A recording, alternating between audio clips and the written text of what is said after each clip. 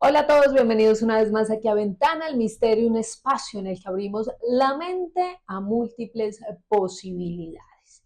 Y ustedes ya saben que de vez en cuando me gusta hacer resumen para que ustedes se acuerden de historias que de pronto no han podido ver en completo en los videos de aquí de Ventana al Misterio o que quisieran recordar o fragmentos de esas entrevistas con aquellos invitados que de verdad me han dejado impactadas y digo, vale la pena repetir este pedazo para que la gente escuche, para que la gente se entere y sobre todo para que abramos precisamente nuestra mente en diversos temas. Teniendo en cuenta esto, pues hoy vamos a hacer un video resumen, un video de esos últimos contenidos con invitados especiales hablando de fantasmas, porque hay muchas historias, muchas leyendas, no solamente en Colombia, sino también en países como por ejemplo Honduras o en España o en México, que yo sé que a ustedes les va a llamar muchísimo la atención. Si quizás ya vio este video, pues dele dedito arriba, si vio el video completo. Si no lo ha visto, pues entonces vaya corriendo y búsquelo completo, porque si este fragmento que aquí les gustó, pues el video completo les va a gustar muchísimo más. Así que bienvenidos a Ventana al Misterio.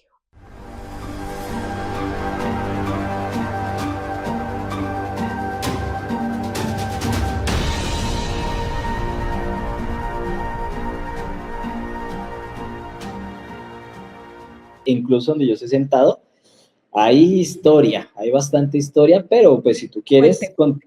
bueno, cuento. A ver, te cuento el origen de esta casa. Esta casa antes era un solo piso.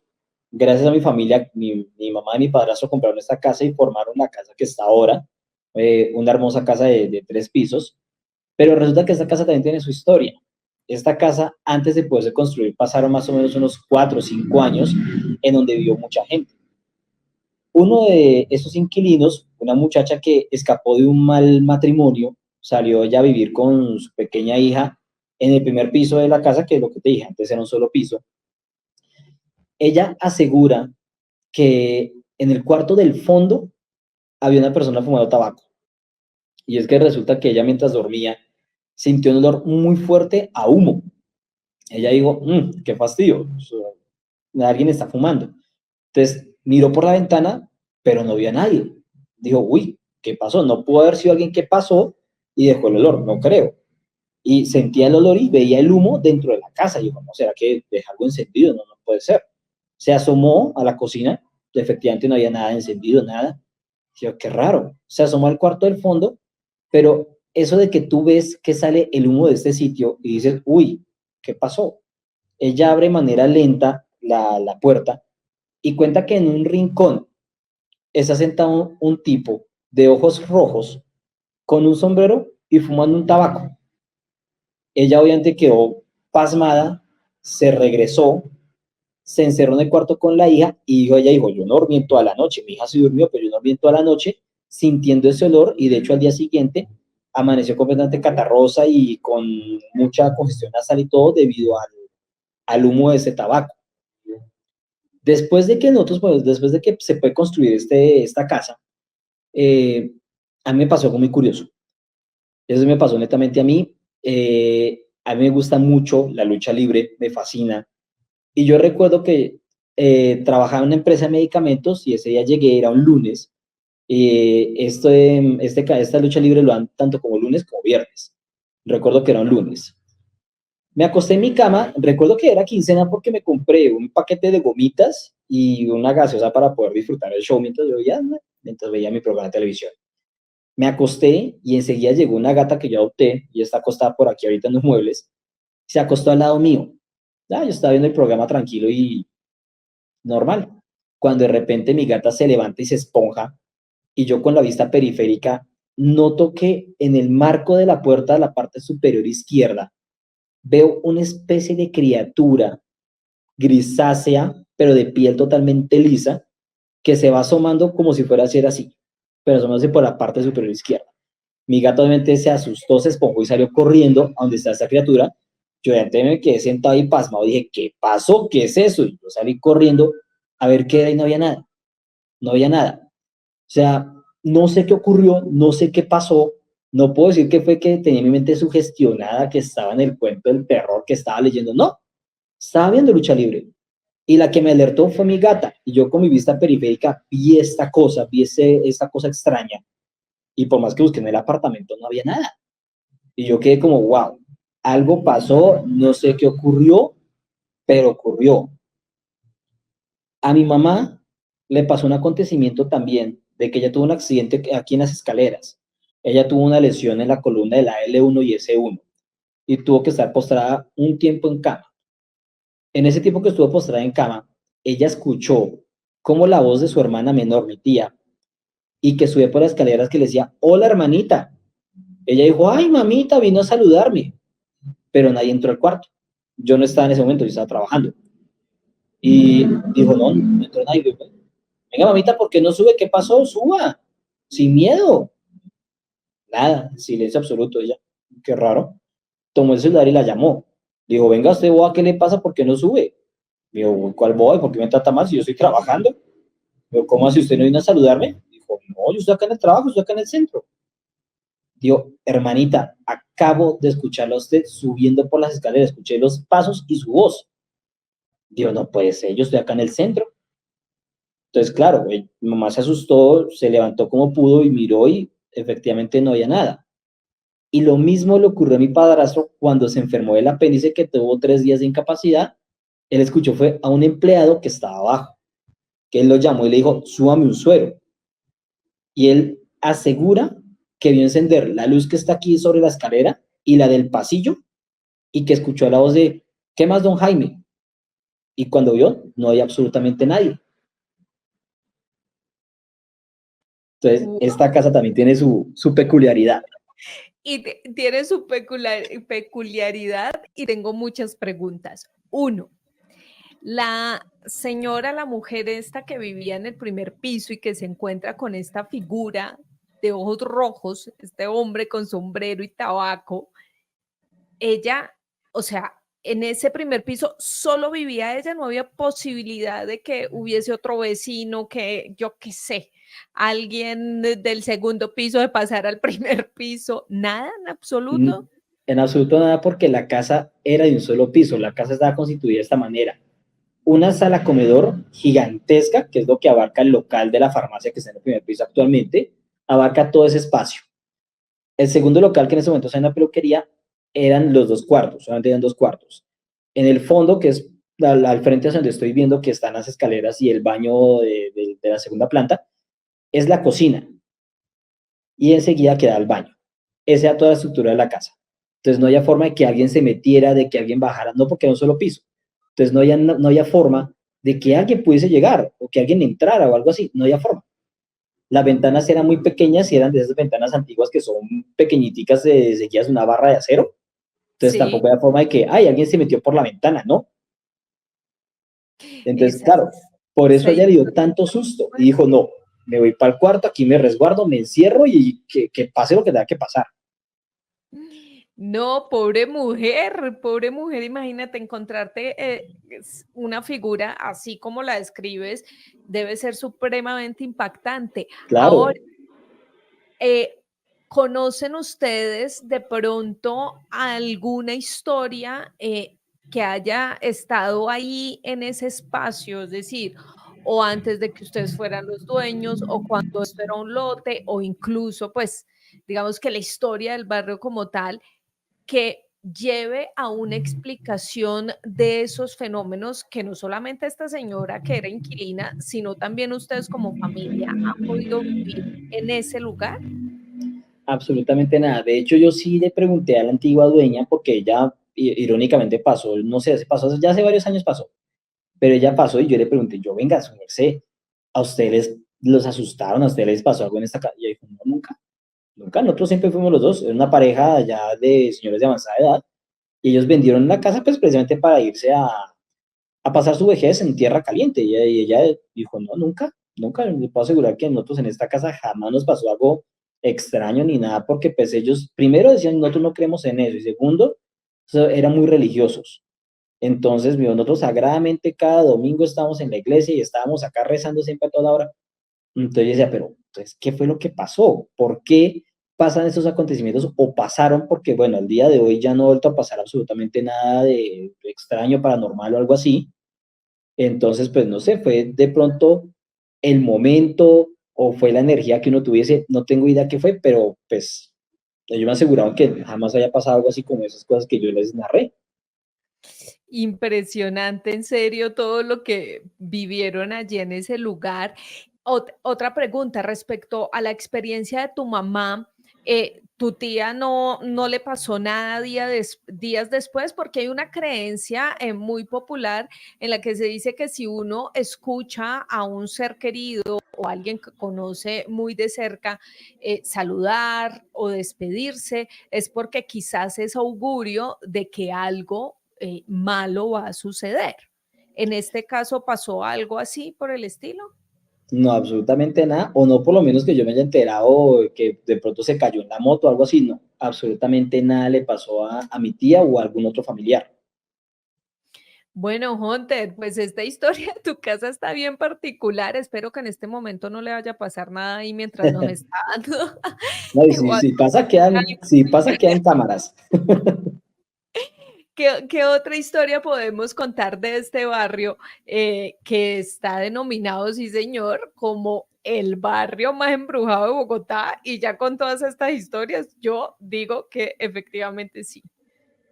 Bueno, en este caso, otra historia, pues este ya sí, ya digamos que este es como el epicentro, digamos así, el barrio inglés, entre comillas, pero ya alejándonos hacia el barrio de Claret, existe un lugar que se llama La Vuelta al Diablo, ya es en el barrio Claret. Y en ese sitio, la verdad sí pasaron cosas, fue más tremendas a nivel no espiritual, sino a nivel terrenal. De allí yo saqué o escuché yo una pequeña historia mientras estudiaba cerca de Claret, que gracias al microtráfico, a una persona, por no pagar la famosa vacuna, esta mujer trabajaba en una carnicería junto con su hijo. El papá había muerto hace muchos años y dejó la carnicería que originalmente era del señor. Entonces, la mamá y el hijo se encargaron del sitio, pero lastimosamente llegó el microtráfico y empezaron a cobrar el tema vacunas. Como esa señora dijo, no, yo qué pena con ustedes, pero yo no voy a dar vacunas, yo no voy a que me quiten mi trabajo, mi dinero que tanto he luchado por sostener después de la muerte de mi marido, no les dio nada y pues desafortunadamente murió de una manera muy trágica. A esa señora la obligaron a retener gasolina en su boca, la rociaron con más gasolina y le prendieron fuego. Obviamente la señora murió completamente incinerada. Se encontró, según testigos policíacos o registros policíacos, que se encontró quemaduras dentro de su cuerpo en garganta y esófago debido pues a la cantidad de gasolina que ingirió esta persona. Y se dieron de cuenta fue porque, pues tras de la muerte de la mamá, el hijo siguió con la carnicería, pero de un día para otro se desapareció completamente el hijo. Todo el mundo pensó que había escapado, que había pasado algo. Pues cuando la carnicería empieza a agarrar ese mal olor de carne en descomposición, la policía se ve obligada, que está cerca a un CAI, quedó que aclarar, ahí está cerca al CAI de Claret, la policía se vio obligada a levantar las rejas y se dieron de cuenta de que estas personas a cargo del microtráfico también habían cometido un acto muy atroz y la persona, pues, decidió, sus partes estaban regadas en diferentes lugares de la carnicería. Entonces, de ahí se dice que este barrio también tiene su carga energética pesada y pues uno va a ciertas horas de la noche y sí, se siente, aparte de que está muy solo, siempre se siente que algo lo está observando a uno, que uno no puede estar tranquilo allí o caminar de manera tranquila porque uno siente que algo o alguien lo está observando. Y me imagino que es debido a muchas historias que de pronto están escondidas, que no he tenido la oportunidad de mirar o revisar, pero me imagino que pasan muchos acontecimientos debido a este microtráfico y pues debido a eso se siente esa energía en esta parte del barrio también, que también hace parte del barrio inglés que está muy pegadito, la verdad. Uy, pero esta historia sí está muy tenaz y es aquí cuando yo siempre digo que uno de los misterios más grandes que existen en el mundo es la maldad humana.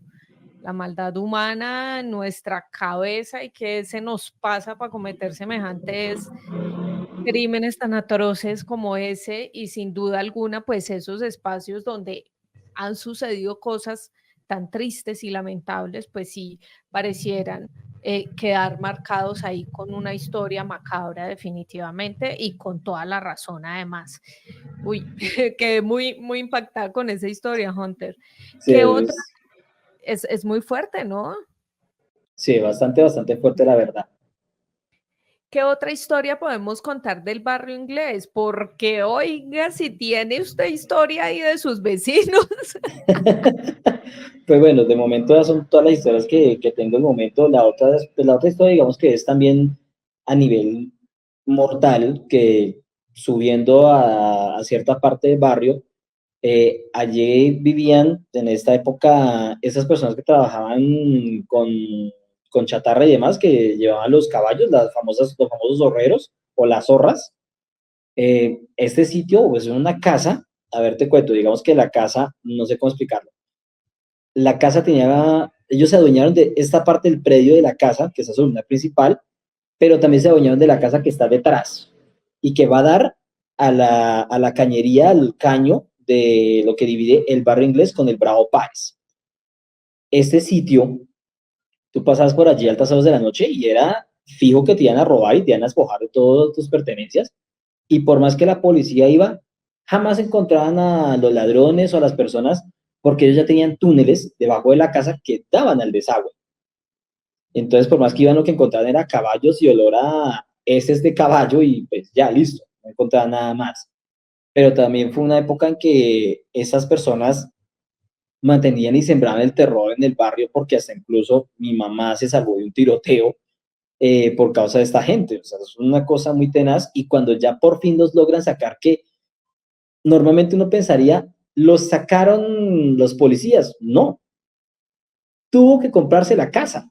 Y no solamente esa, sino la casa posterior, la casa que quedaba atrás, esa se destruyó. No sé si en este momento seguirá destruida, la verdad no he tenido la oportunidad de ir, pero sí la casa principal se tuvo que comprarse para que estos horreros se fueran de este lugar, porque la violencia que se manejaba en esta parte del barrio era muy pesada, tanto al punto que aquí hubo olla de microtráfico y yo vi cómo esa olla también cayó, vi cómo cayó la olla, vi cómo cayó la casa esa de los horreros y vi un cambio total de este barrio de ser uno también aparte de los más peligrosos porque es una zona roja, a convertirse en un sitio muy agradable para vivir.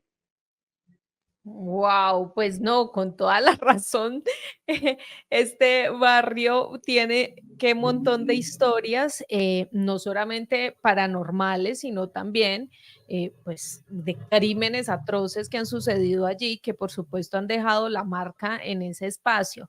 Pero bueno, Hunter, ya cerrando tu barrio, las historias del barrio, vamos a pasar a un sector que también es muy conocido para las personas que viven en la ciudad de Bogotá. Y es uno de los hospitales quizás más importantes de toda la ciudad, y es el Hospital de Kennedy. Y este lugar, pues digamos que es quizás uno de los más grandes que hay en el sector sur de la ciudad, donde además pues tienen un servicio bastante complejo, completo para las personas que acuden hasta allí. Y usted también allí ha podido recopilar algunas historias de este hospital, que claramente en los hospitales lo que hay es historias para contar, pero ¿cuáles han sido las que ha podido investigar y darse cuenta en este sector, Hunter? Bueno, la que de verdad me causó bastante impacto fue una persona que me asegura de que en este hospital hubo una persona con un caso de posesión demoníaca. Y es que resulta que me cuenta que la persona entró, fue más por un tema de que estaba un poquito tocada de la cabeza, pero que en realidad demostraba, era otro tipo de sintomología, los cuales pues obviamente tú sabes que los médicos no te van a decir, ah, sí, usted está enfermo de posesión demoníaca. No, obviamente no. Para las personas siempre va a haber un problema de cuestión de salud mental, pero cuando ya esto se empieza a tornar como que la persona tiene ese tipo de hábitos de hablar en diferentes lenguas, de lacerarse, de gruñir, de tener una voz de ultratumba, una voz gutural, pues ya obviamente se entra a este ámbito de que no, hay que hacer algo totalmente distinto fuera parte de la ciencia médica, y la persona me narra que tuvieron que llevar a un sacerdote para que hiciera la liberación de este cuerpo. Lastimosamente la persona no sobrevivió, se encontró en una capilla días después de ese acontecimiento, y pues eso es una de las historias que a mí, la verdad, me ha causado mucho impacto, más por encima de las que tengo en el video que tengo en mi canal.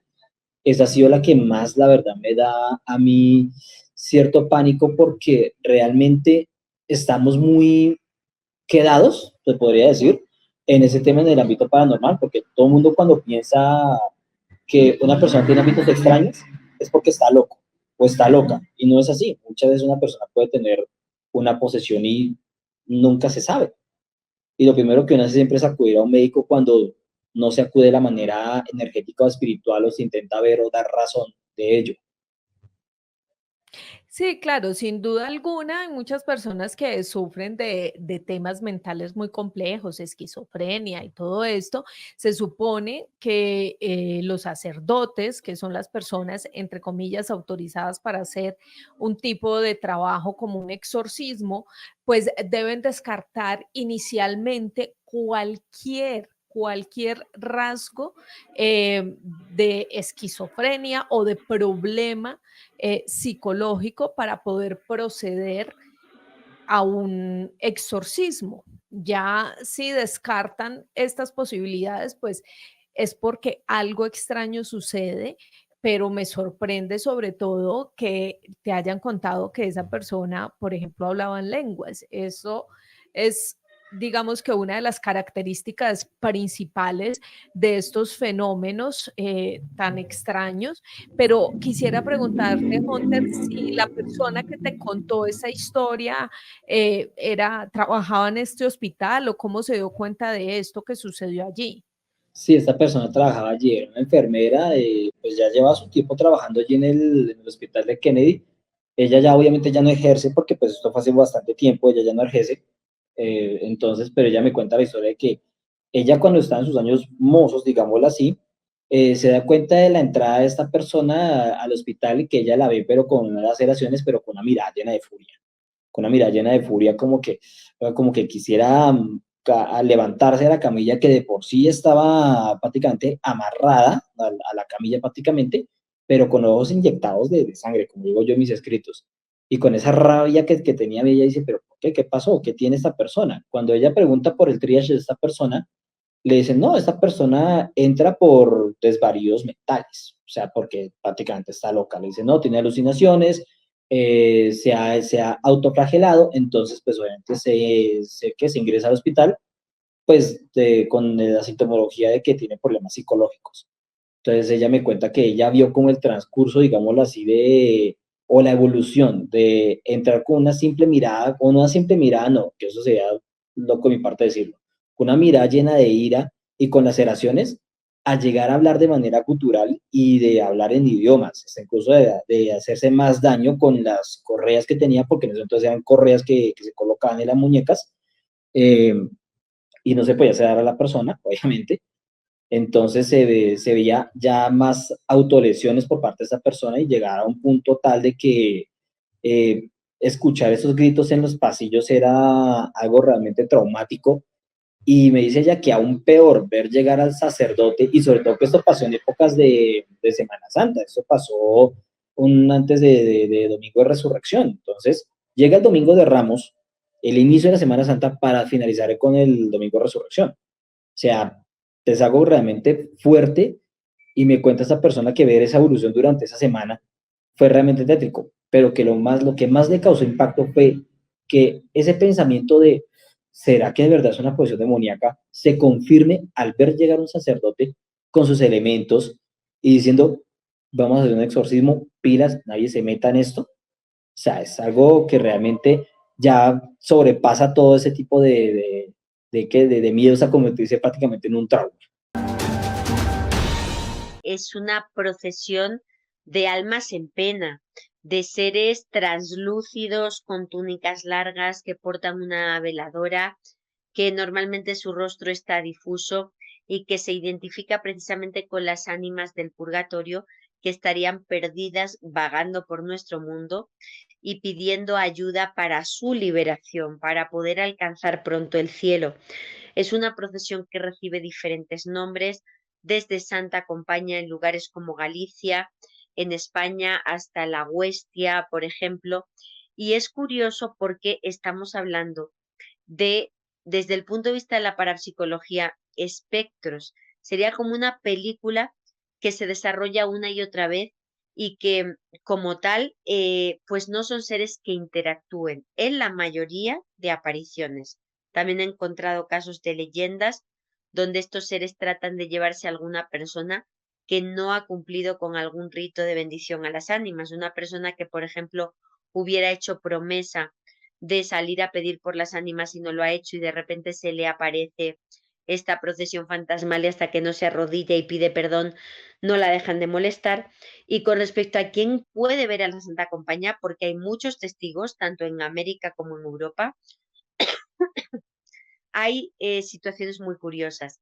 He podido recoger que se dice que quien puede ver a la Santa Compañía es un niño que al momento de su bautismo el sacerdote se hubiera equivocado y en vez de ponerle la cruz de bautismo con el óleo del bautismo, lo hace con los santos óleos con los que da la extrema unción, abriendo en el mundo de las otras realidades, dirían, un tercer ojo, en el mundo religioso, pues aperturando pues esa visión mística y que son niños especiales que tienen apertura para ver pues este tipo de procesiones, sea como fuere, desde luego son personas sensibles a poder encontrarse con estos misterios. Wow, pero qué historia tan maravillosa. Eso es bien particular. Nunca había escuchado eso, imagínate, porque que un niño tenga esa capacidad es como algo un poco inimaginado, ¿no?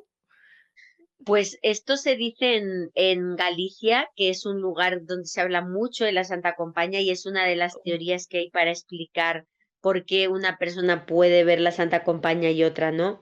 Y luego también se habla de los remedios, ¿no? De cómo librarte de ella, santiguándote, rezando, poniendo una cruz bendita, haciendo un círculo de sal alrededor de tuya, o poniendo cruces a tu alrededor. Son algunos de los métodos para librarte de esa procesión, que como digo, normalmente no interactúa. Se ve en la distancia, aterroriza. Bueno, ha habido testigos, por ejemplo, yo recuerdo casos que se han dado en España recientes de personas que de repente van en la carretera de noche, les entra ganas de ir al baño, un hombre se para, se pone a hacer pipí y está haciendo pipí y petrificado a lo lejos ve la procesión fantasmal, ¿no? Ni interactúa ni nada, solamente pasa de largo, pero el terror es altísimo y pues sobre todo las que yo he recogido son en España, pero muy impactada porque pues a raíz del capítulo de Noche de Lluvia podcast, muchos testimonios de todo el continente americano de personas que se ven estas procesiones y además es en esta época del año. La aparición no es en cualquier momento. Es muy importante también que hablemos de las zonas límite o liminales. Em, Halloween y toda esta tradición de muertos a principios de noviembre viene sobre todo de una tradición celta llamada el Samaín.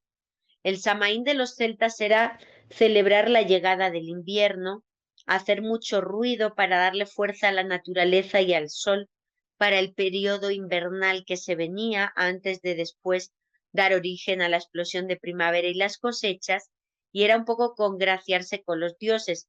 Ellos creían en el Samaín que se abría un portal al ser el fin del verano y el inicio del invierno, el fin del buen tiempo y el inicio de las bajas temperaturas, se aperturaba un portal con otros mundos y por unas horas esos seres del más allá podían venir aquí. Había que celebrar, bailar y hacer ruido para que esos seres estuvieran contentos y no se aparecieran el resto del año. Entonces, desde la noche de los tiempos tenemos la idea de que esta época es de ruptura, porque terminan las estaciones cálidas, inicia el invierno y en esas zonas límite es donde se abren esos portales, esas pues irrupciones de otros planos en nuestra realidad y se producirían este tipo de experiencias. Normalmente, la mayoría de apariciones de este tipo se da en esta época del año por eso, porque son zonas límite o espacios liminales. Oh, claro, súper entendido lo que nos explicas, Lourdes, y quisiera que pasáramos a algunos casos, porque yo sé que tú has investigado este tema, no solamente en España, sino seguramente también lo has hecho en México, y quisiera que empezáramos a hablar de casos específicos que tú has investigado de personas que se han encontrado con este tipo de apariciones. Pues uno de los más impactantes lo descubrí en Teotihuacán, que es una de las zonas arqueológicas más importantes de México y de América. Una noche tuve una aventura rocambolesca junto con Johanan, con mi esposo.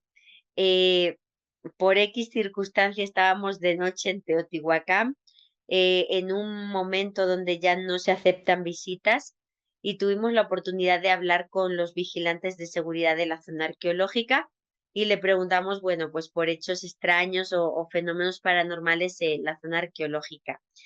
Pues yo me imaginaba que hablaran, no sé, a lo mejor de luces, ¿no? Porque normalmente se habla de ovnis y de extraterrestres asociados con las pirámides. Nunca imaginé que me hablaran de experiencias de fantasmas.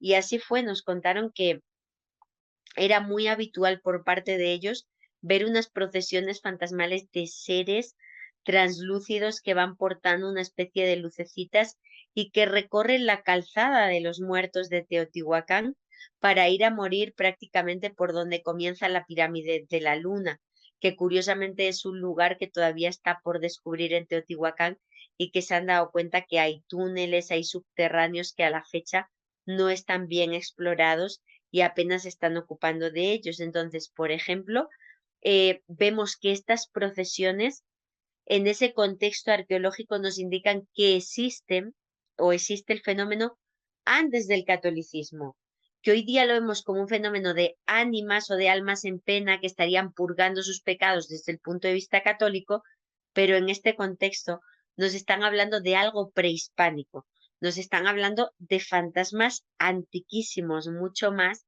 que la llegada de esta cultura religiosa a México.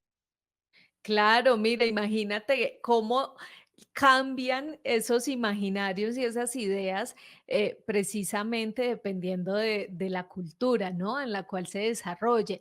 Lourdes, en España, yo sé que tú tienes varios casos que investigaste allá frente a este tema. ¿Nos puedes contar uno de ellos? Pues está, por ejemplo, una tradición muy propia de mi tierra, de Extremadura, en el suroeste de España, que también tenemos mucha vinculación, sobre todo en el norte de Extremadura, con la cultura celta, porque tuvimos ocupación celta, pues tenemos la tradición de la llamada Genti di Muerti o gente de muerte, Genti di Muerti en el idioma urdano, en el dialecto que se habla en esta parte de España, de Extremadura, en las Urdes y en el norte de Extremadura se habla de la Genti di Muerti como unos jinetes fantasmales, o un par de jinetes que, pues, completamente negros, vestidos de negro, con los caballos negros, que de repente llegaban a la entrada del pueblo y causaban el pavor de la gente. La gente corría a encerrarse a sus casas porque pensaban que era el anuncio, el preludio de alguien que iba a fallecer. Los ancianos de las Urdes aseguran que la gente di muerti aparecía y además llegaba hasta el entorno de la casa donde fuera a fallecer la persona y que esto pues hacía que la gente pasara muchísimo miedo y que no quisiera salir y la gente empezaba a gritar. Y la gente decía, cuidado, que ahí viene la gente di muerti, que viene la gente di muerti. Y se encerraban y les daba muchísimo miedo. Es muy curioso porque esta tradición, aunque todavía se recuerda en las urdes, poco a poco se va perdiendo. Yo la he recogido de los más ancianos del lugar. Esto me resulta curioso porque el principal experto en tradiciones urdanas, el principal urdanófilo, mi amigo Félix Barroso, tiene una frase que a mí me gusta mucho. Dice, las brujas se fueron cuando vino la luz eléctrica. De alguna manera, cuando llega el modernismo a estas tierras ancestrales, la luz eléctrica, el internet, los celulares y todo esto, estas tradiciones empiezan a desaparecer, empiezan como a caer en el olvido. Para mí, es mi opinión personal, no significa que no existieron. Sí creo que existen. Lo que creo es que como el fenómeno tiene una vinculación tan importante con nuestra mente y de repente nuestra mente moderna occidental deja de pensar en la magia, es como si ya estuviéramos cerrando esa puerta a este tipo de fenómenos. Eso está pasando mucho en mi país. Casi no hay avistamientos de ovnis ni temas de este tipo paranormal porque tenemos completamente la facultad, la capacidad o la creencia cerrada de que esto exista. Lo mismo ocurre con los seres del mundo feérico. Para nosotros es inviable hoy día considerar que sean algo más que cuentos de niños, y tenemos que en las crónicas medievales, sobre todo de islas británicas, son seres que están presentes en todo momento, que tienen intercambios con los humanos, que intervienen incluso en sus batallas. Entonces, estas leyendas, estas apariciones, están ahí, pero no todos tenemos ya, no sé qué opinarás tú, Joana, la misma mirada como para pensar que podemos toparnos con algo así. Completamente de acuerdo, mi querida Lourdes. Yo creo que llevamos un mundo y una vida tan acelerada, tan metida en otras cosas, que dejamos de lado eh, observar, observar, escuchar, estar atentos, identificar algunos fenómenos. Y mira que es muy interesante eso que decías tú de tu amigo, porque es muy cierto, cuando no teníamos la tecnología, cuando no teníamos luz, cuando no teníamos el televisor, cuando no teníamos el teléfono, eran los espacios en los cuales también podíamos compartir más este tipo de historias. Yo recuerdo cuando yo era pequeña, que generalmente mi familia estuvo viviendo en el campo y nos reuníamos en las noches precisamente a que mi padrino o mi tía o la abuela o los primos contaran historias que a ellos les habían sucedido, y no solamente eran historias de terror, también dentro de esas era la historia de ellos y la historia de cómo se desarrollaba el país. Por ejemplo, yo recuerdo mucho a mi padrino hablar del tema de los liberales y los conservadores en Colombia, o mi abuela por las noches contarnos las leyendas del jinete sin cabeza, o cómo a su hermana un día la desapareció un duende. Entonces, cuando llega todo este tema de la tecnología, pues claramente no hay espacio para sentarse a conversar, para sentarse a contar esas historias y que además perduren en el tiempo y que vayan de generación en generación. Y creo que eso eh, es muy triste. Y también creo que el tema de vivir una vida tan acelerada no nos permite darnos, o no nos damos el tiempo, no nos permitimos observar. Y sobre todo esto, por ejemplo, con el fenómeno ovni, cuando tú estás en el campo y observas al cielo y tienes el tiempo de detenerte a mirar, pues puede que te encuentres algo ahí que no logras identificar. Mientras que cuando estás en la ciudad corriendo, pensando el que en transporte público te va a dejar, en que te está cogiendo la tarde, pues lo que menos tiempo tienes es de pararte a observar el cielo, y creo que eso hace que nos perdamos de esos fenómenos que claramente todavía están allí, pero que somos nosotros quienes no tenemos ese espacio para convivir con ellos. Esa es mi opinión personal, Lourdes. Así es, completamente de acuerdo 100%. Si a ti es como quitarte el velo, quitarte las gafas que nos han impuesto de la racionalidad del siglo XXI. El mayor investigador que de estas temáticas que exista para mí, que es Jacques Vallée, dice, si tú no te quitas la lógica humana para investigar este tema, es complicado. Entonces, si tú a un niño de nuestra sociedad le dices que no puede ver, que no existe, etcétera, le estás ya negando esa visión o esa capacidad. Y si encima privamos hoy día de aprender de la gente que tiene mayor experiencia, imagínate, ¿no? en las urdes se hacían los llamados seranos. Eran reuniones alrededor de la fogata donde los jóvenes escuchaban a los grandes contar las historias, las tradiciones importantes para ese pueblo. Y así estas historias no se perdían y pasaban de generación en generación. Hoy día vivimos en una sociedad donde a nuestros mayores los echamos a un lado y no les ponemos atención. Y yo, aunque no soy muy mayor, pero desde luego empiezo a entrar en una madurez, pasada ya la treintena y la tontería, ¿no?, de la adolescencia, y me doy cuenta de cosas que yo veía cuando era joven, que ahora tengo otra visión, y que digo, pues ya parezco un poco abuelita, pero pienso yo, ay, pues cuando yo le pueda contar esto a mi niña o esta versión, o que no le ponga tanta atención a esto, porque luego va a ver que no. Si yo con 30 y pico me siento así, imagínate lo que no tiene que aportar por vivencia una persona mayor. Y hoy día los gobiernos no tienen en cuenta el escuchar a los que más saben, ni se hacen consejos de sabios, ni nada por el estilo. Y todo eso va en detrimento de nuestras temáticas. Y ya termino con esto. La gente quiere esto. Si no, nuestras temáticas no tendrían el éxito que tienen, ni los podcasts paranormales y de misterio estarían en los primeros puestos de los principales rankings de las plataformas.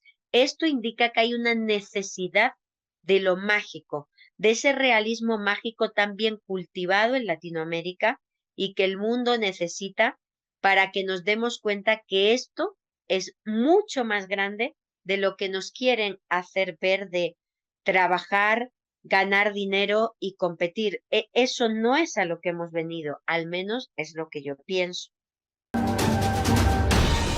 Ninguna carretera en el mundo pues se salva de este tipo de relatos. Creo que todos hemos conducido por la noche y pues todos tenemos como esa sensación del qué habrá tras la siguiente curva. Esta historia, que aún no cuento justamente en mi canal, la conté por primera vez en el canal de una amiga que tenemos en común, María José Roballo, de Ecuador, a la cual mando un fuerte abrazo. También es conocida suya, Joana. Quiero contarle que esta historia sucede también dentro del departamento de La Paz. Le sucede a un señor que se llama Ángel Cabrera. Más o menos, para poner un contexto amplio de la historia, quiero que retrocedamos al año del 2004. Yo en ese tiempo era muy pequeño todavía, pero recuerdo claramente cuando se riega la noticia en el pueblo donde vivía, y mi padre también llega platicándole a mi mamá, de que había habido un accidente donde perecieron 3 personas: la madre, una niña más o menos de unos 6 años y un niño de unos 2 añitos. Era una familia que transitaba la carretera entre la ciudad de La Paz y la ciudad de Marcal. Es una carretera pavimentada, ahí es muy sinuosa, muchos abismos. Entonces, al suceder este hecho, Joana, pues me deja muy claro el panorama, porque recuerdo claramente que a los pocos días o meses, como yo siempre transitaba por ese lugar, pusieron las cruces de estas 3 personas que todavía se encuentran en el lugar. O sea, usted pasa por esa carretera en esa curva y están las 3 cruces de esas personas. Fue lamentable. Pasó el tiempo hasta inicios, creo que más o menos hace un año y medio que yo conozco esta historia de este buen amigo. Cuando vamos transitando justo por ese corredor, vamos los dos en el mismo vehículo, y él me comienza a contar que para el año más o menos del 2008, él en ese tiempo, mi amigo es de un municipio que se llama Tutule La Paz, en ese mismo departamento de La Paz. Es muy cercano a la ciudad de La Paz, de ese mismo departamento. Entonces, al estar en esta zona, Joana, es una zona cafetalera, es una zona pues agrícola muy buena, desarrollada, y los agricultores, al tener solamente una cosecha de café al año, entonces para tratar de contrarrestar los efectos económicos, intentan hacer otro tipo de actividades y deciden cortar sus bananos cargar sus vehículos 4x4, acá se les llama pailas, los vehículos pick-up, cargan esa cantidad de bananos y los van a vender hasta, pues hasta El Salvador, hasta nuestro hermano país del Salvador. Tienen que recorrer muchos kilómetros, tienen que salir de Tutule, La Paz, pasar por la ciudad de La Paz, adentrarse en el departamento de Francisco Morazán, pasar la capital de Honduras, Tegucigalpa, llegar al departamento de Choluteca, pasar una porción del departamento de Valle, cruzar la frontera entre Honduras y El Salvador, llegar hasta la ciudad donde van a vender su producto en El Salvador, vender el producto en el lugar y regresar nuevamente hacia su casa.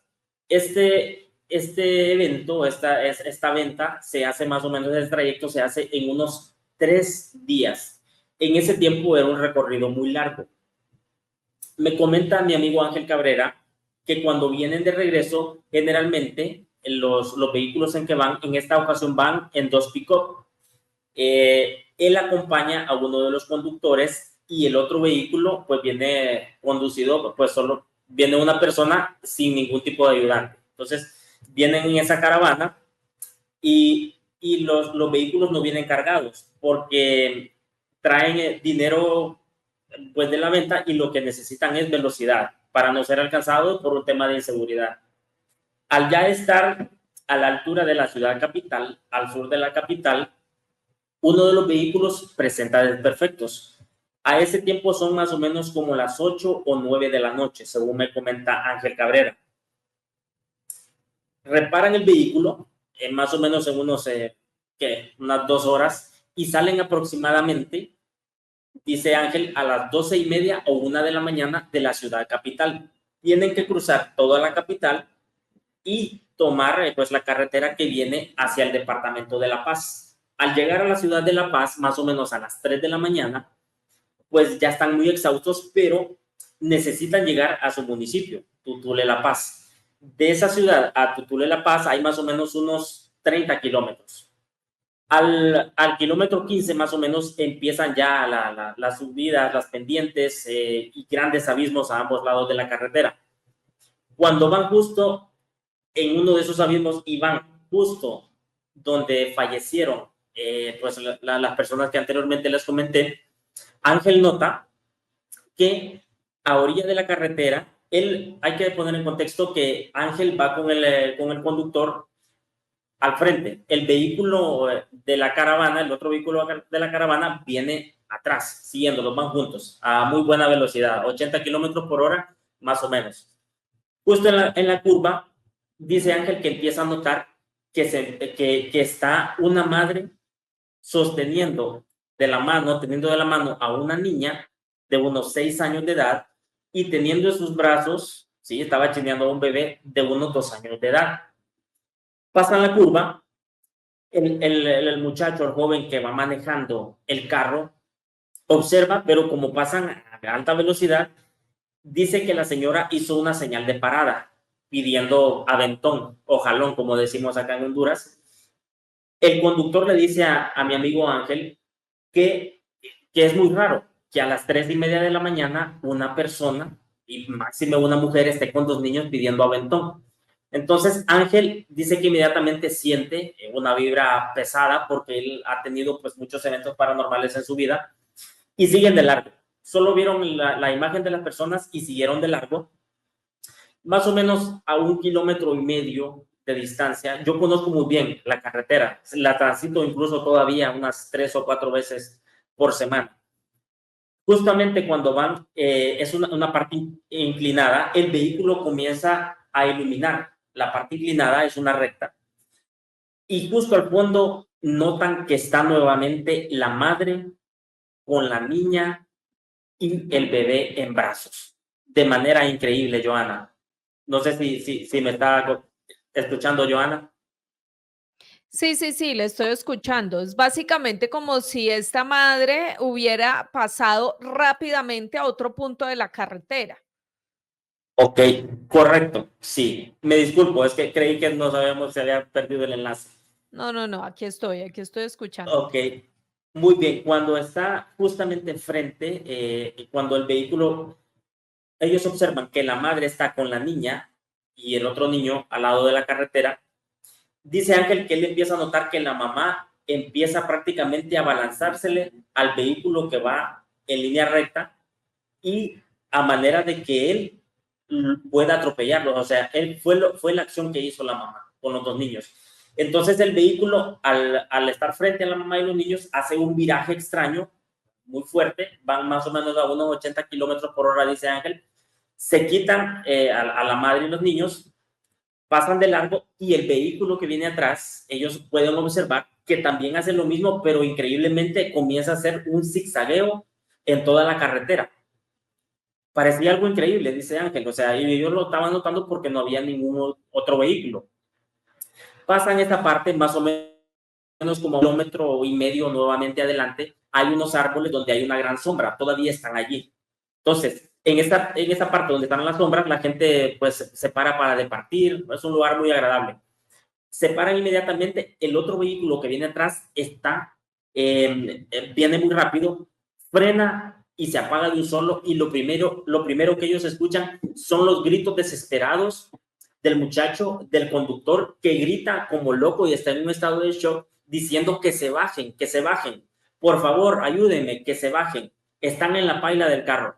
Y entonces viene Ángel con su otro amigo y dice, ¿pero qué pasa? ¿Qué estás viendo? Es que se subieron, empezaron a correr atrás del carro, la mamá y los dos niños empezaron a correr, se subieron a la paila del carro, yo los vi, no tenían ojos, pedazos de piel le caían de su cuerpo y parecían unas calaveras andantes y empezaron a gritar en la paila de mi carro.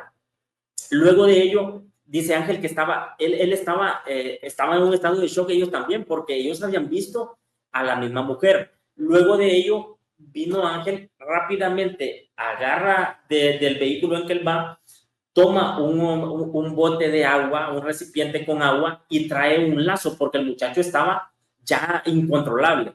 Comenta que le empiezan a rociar con agua porque está prendido en fiebre, no lo pueden controlar, les toca amarrar al muchacho, lo agarran, lo apretan muy fuerte porque estaba como loco. Él comenta que estaba como loco, lo ponen en la paila del carro y quedan ahí consolándolo hasta que llega el amanecer, Joana.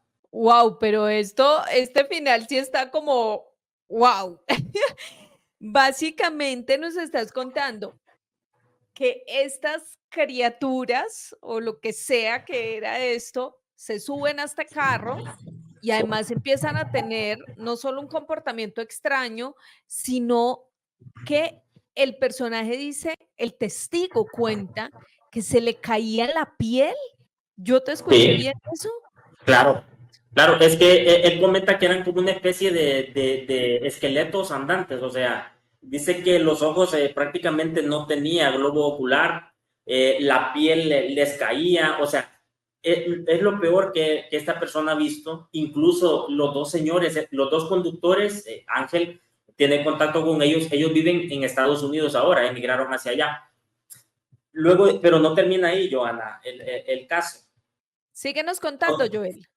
Ok, entonces, después de ello, cuando la persona ve esto, claro, Ángel cree inmediatamente porque ambos vieron a los dos muchachos, perdón, a la madre y los niños. Deciden, como el otro conductor no se puede controlar, esperan a que amanezca, dejan el vehículo, uno de los vehículos ahí, y se van los tres rumbo al municipio de Tutule. Pues ya lo llevan a su casa. El muchacho dice que pasó como 2 días con fiebre, muy en un estado de shock todavía, no lo podía creer. Transcurre el tiempo en la aldea donde viven ellos, fue pues en ese tiempo una novedad, pero el punto es que el tiempo transcurre más o menos al año, creo que del 2010 o 2011, o tal vez 2013 que me comenta Ángel, cuando él nuevamente, un amigo, muy buen amigo de él, le pide ir a hacer un mandado del municipio de Tutule a la ciudad de La Paz, pero eso fue en el día. Van en el día, regresan y justamente cuando están en la curva donde vieron por primera vez a la mamá y los niños, el vehículo en que vienen sufre una avería y se descompone de manera extraña. Entonces comienzan ellos a reparar el vehículo más o menos como a las 3 de la tarde, me comenta Ángel. En ese momento, pues es una carretera pavimentada, los vehículos pasan pues a cierta velocidad, pero esa curva es muy peligrosa. Dice que él empieza a escuchar que viene a muy alta velocidad un vehículo. Cuando asoma por la curva, es un pick-up donde vienen más o menos unas 3 o 4 personas en la paila del vehículo y 2 personas en la parte delantera. Justo al estar un poco antes de las cruces, dice que el vehículo empieza a hacer unos virajes extraños, pero a alta velocidad, como queriéndose quitar algo que está al frente. Ángel lo vio con sus propios ojos, es lo que él me comenta, y lo extraño es que el vehículo, en vez de virar hacia el paredón donde estaban ellos reparando su vehículo, gira extrañamente, pero de forma muy brusca, hacia el abismo y pasa de largo. Se va el carro hasta el fondo, yo conozco muy bien el lugar, y Ángel en esa ocasión comenta que murieron 5 o 6 personas. Yo recuerdo también haber escuchado ese accidente, y lo increíble de todo esto, Joana, es que en el lugar el único sobreviviente que hubo fue un niño de 2 años de edad que quedó de manera increíble incrustado en una rama que estaba justo en el abismo. Lo increíble de esto es que Ángel y su amigo fueron las primeras personas en auxiliar. La escena que ellos vieron fue dantesca, como él me la describió, cómo quedaron pues lastimosamente los cuerpos de estas 5 o 6 personas. El niño no tuvo ningún rasguño. Él se sorprendió mucho. Él sacó al niño, lo sacó a la calle, los bomberos posteriormente le ayudaron. Y pues Ángel me comenta que él supone que el viraje extraño que pudo ver de este conductor fue por el hecho de que posiblemente vieron también a los fantasmas de estas personas en el día. Ángel y su amigo no vieron absolutamente nada, pero Ángel sí tenía grabado en su mente cómo es la similitud de los movimientos que hicieron los vehículos en la vez que andaba con sus amigos y este último accidente. Pues bueno, hasta aquí hemos llegado en este resumen. Si usted se quedó ahí conectado, si le gustó este contenido, pues lo invito a varias cositas. Uno, que le dé dedito arriba para que sigamos creciendo, para que YouTube diga, este contenido le interesa a alguien y lo siga reproduciendo. Dos, que además deje sus comentarios sobre estos temas u otras historias que ustedes quisieran que les trajera aquí, les narrara aquí en este canal de YouTube. Y tres, además a que compartan este video con sus seres queridos, con las personas del trabajo, con personas que de pronto ustedes dicen, ay, a este le gusta el misterio. Así que bienvenidos siempre sus comentarios, gracias y siempre se los digo, gracias por ser tan respetuosos siempre en esta comunidad. Muchísimas gracias a Rosa, a Natalie, también le mando un abrazo grande, a Jorge, a Juan José, a todos los que siempre están ahí conectados, al señor Daniel Ojeda. Gracias a todos por estar ahí pendientes de cada detalle de Ventana al Misterio y sobre todo, gracias por sus recomendaciones, gracias por darle dedito arriba a este video y siempre estar aquí pendiente. Un abrazo para todos y por hoy cerramos esta ventana al misterio.